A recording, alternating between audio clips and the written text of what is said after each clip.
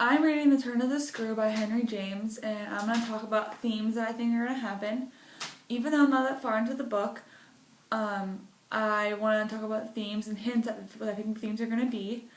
So the first theme I think is forbidden love, because even though it's a framework story, and in the first part of the story, a man goes and talks to a governess, and she says that she has to tell him that she was in love with her employer, and that was an important part of the story.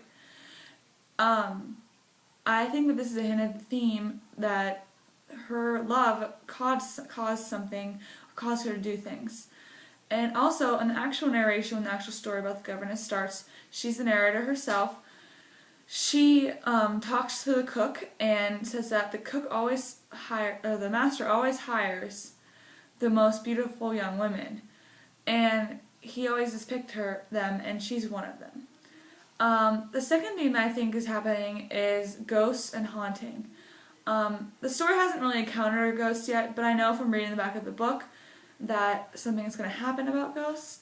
So, I figured out there's 2 signs already about odd things that are happening and that could be causes later in the story. The first one is Miles, the little boy, gets kicked out of school for being an injury to students. That's what the letter said. And this seems odd because the cook has said that she's never seen them be naughty before in her life. She thinks it's odd that, and the governess agrees, because she is just so in love with the children. She thinks they are precious and sweet and literally the most beautiful children she's ever seen, and believes that they could do no wrong. So it's odd that he gets kicked out of school. The second thing is the old governess was talking to the cook again about the old governess that used to be there before her.